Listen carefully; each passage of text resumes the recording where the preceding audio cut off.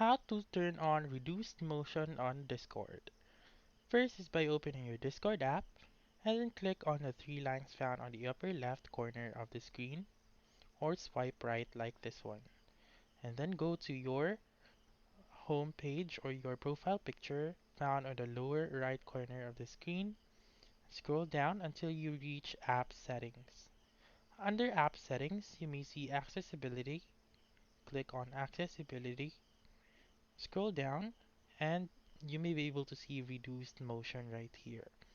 Click on Enable Reduced Motion and then go back, and as you can see, your motion now has been reduced.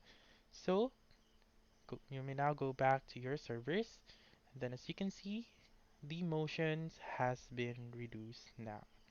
So that's it. That's how you can turn on reduced motion on Discord.